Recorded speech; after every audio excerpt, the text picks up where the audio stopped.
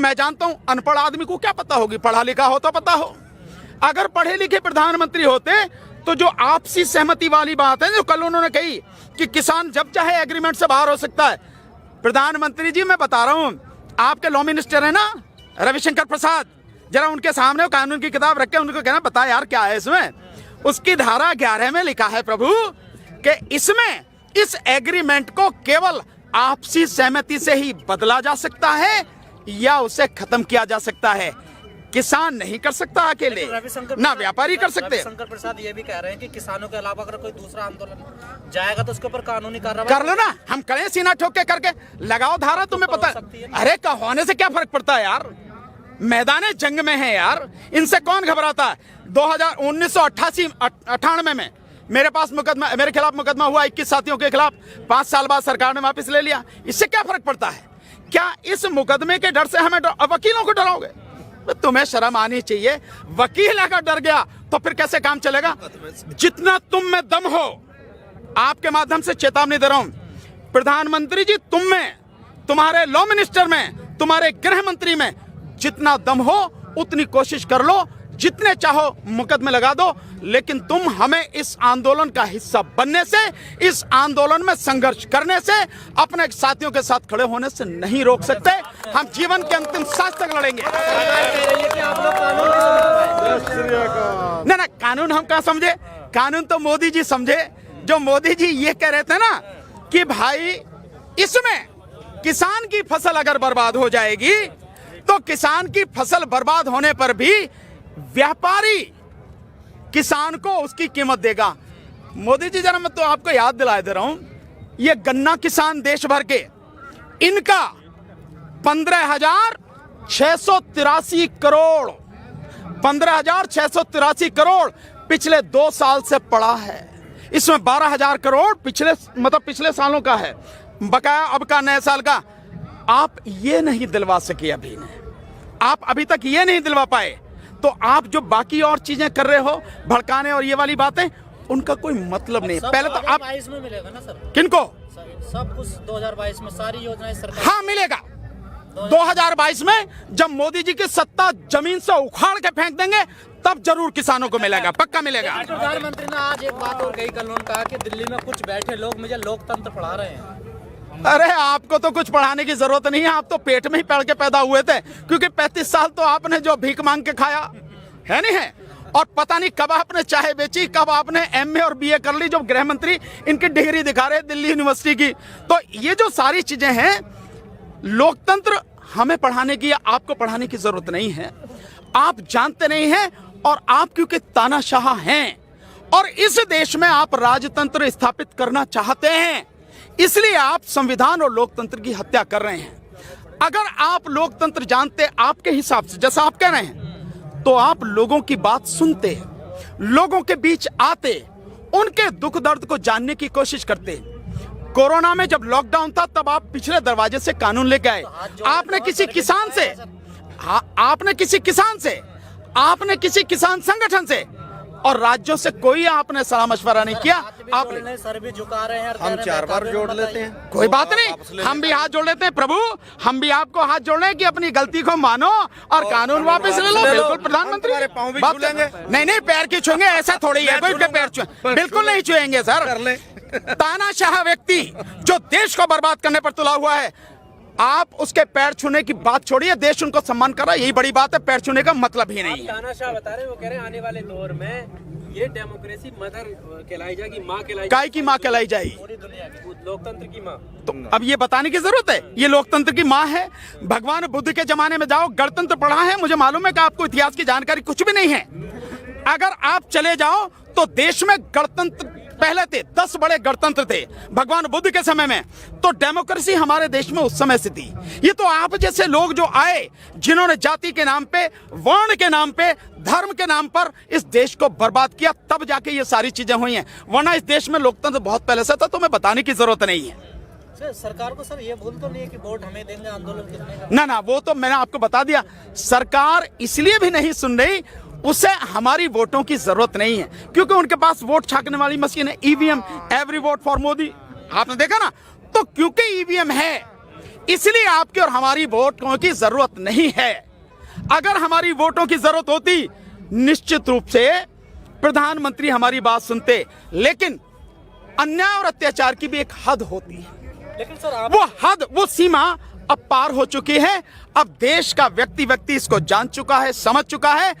अब आपकी इन झूठी बातों में, बरगलाने वाली बातों में कोई नहीं आएगा, और अब उसका लक्ष्य केवल एक ही है, देश को बचाना, और उसके लिए तीनों कानूनों को वापस करवाना, एमएसपी को कानून लेकिन बनाना। सर ये मामला सुप्रीम कोर्ट में भी क्या लग रहा है सर आपको? नहीं, सुप्रीम कोर्ट जो करे करे, हमें इस बात पे कोई विश्वास नहीं है कि सुप्रीम कोर्ट क्या करेगी क्या नहीं करेगी। मैं तो बहुत स्पष्ट रूप से कहता हूं, इस देश की अदालतें वो न्याय के शब्द को भूल चुकी हैं। अदालतों में फैसले होते हैं, न्याय नहीं होते।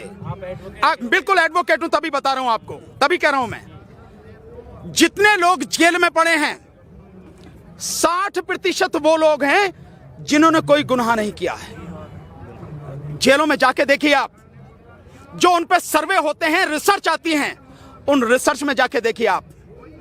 अगर अर्नब गोस्वामी की बेल की जो एप्लीकेशन आती है, उस एप्लीकेशन में खामियां होते हुए भी सुप्रीम कोर्ट तुरंत उसको जो अगले दिन सुनती है। लेकिन अगर भीमा कोरे गांव के जो लोग हैं, उनकी एप्लीकेशन आती है इस बात के लिए भी कि इन्हें कम से कम मेडिकल सुविधाएं तो उपलब्ध करा दो, सुप्रीम कोर्ट के पास सुनने को वो समय नहीं है, और कहती है नीचे जाके आप जवाब सुनो। क्या माना जाएगा इसको? 83 साल के फादर स्टैनली, जिनको पार्किंसन की बीमारी है, जिनके हाथ पैर कांपते हैं, 83 साल की उम्र में उस इंसान को आप गिरफ्तार करके ला रहे हैं कि भीमा कोरे गांव में आप उस षड्यंत्र में शामिल थे, जिसका भीमा कोरे गांव से कोई अभी सुनिए आप गजेंद्र जी, जिनका कोई लेना देना नहीं।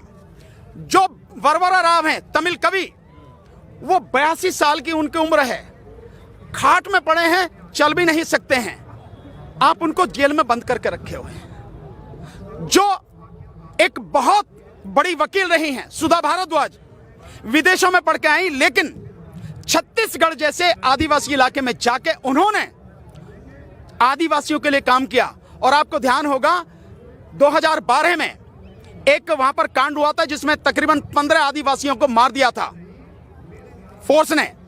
उसके विषय में उन्होंने कहा था कि आदिवासियों की कोई गलती नहीं, वो नक्सलवादी नहीं थे, वो आम नागरिक थे।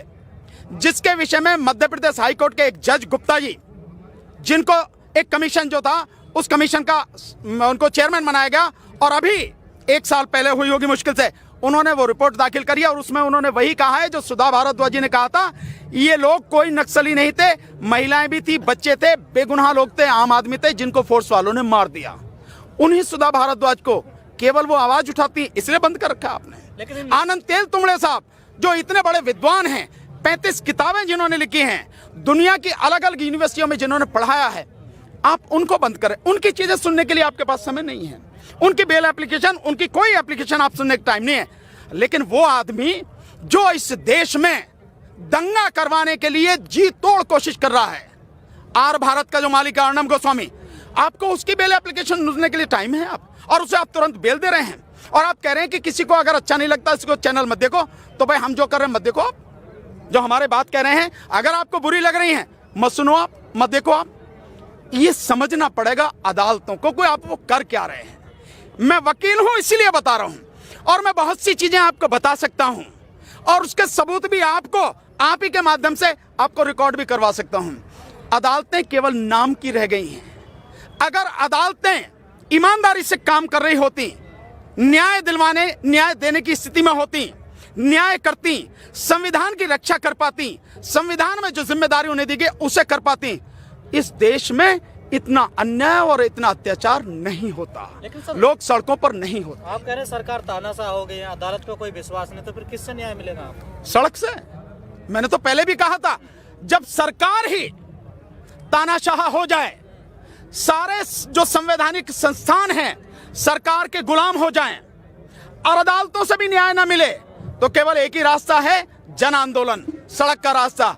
और जन आंदोलन शुरू हो चुका है, जनता सड़क पर है, किसान इस आंदोलन को लीड कर रहे हैं। लड़ाई सबकी है, पर लीड वो कर रहे हैं, सबके लिए लड़ रहे हैं।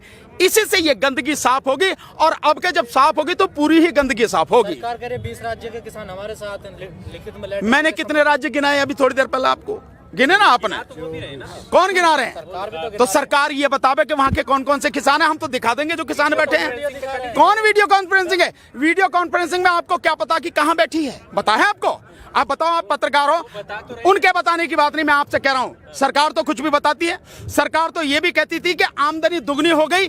छत्तीसगढ़ की एक महिला को लेके आए थे और पुण्य प्रसून वाजपेयी ने तुरंत ही उन्हें नंगा कर दिया था। वहां जाके पूछ लिया था, वो कह रही कोई आए दुगनी नहीं हुई।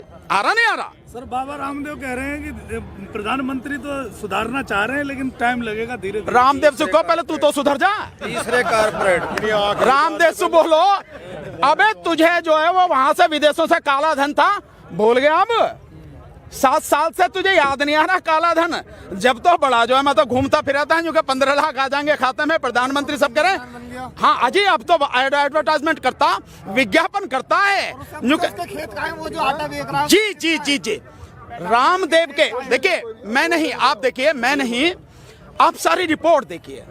लाला रामदेव के जितने भी प्रोडक्ट हैं, 60% प्रोडक्ट आउट ऑफ डेट हैं, या जो पैमाना है उस पैमाने पर खरे नहीं उतरते हैं। ये रिसर्च बार बार आई है, एक बार नहीं कई बार। इस देश में धर्म के नाम पे अंधे लोगों की बहुत बड़ी संख्या है, और वो जो दुकानदारी कर रहा है वो धर्म के नाम पे कर रहा है।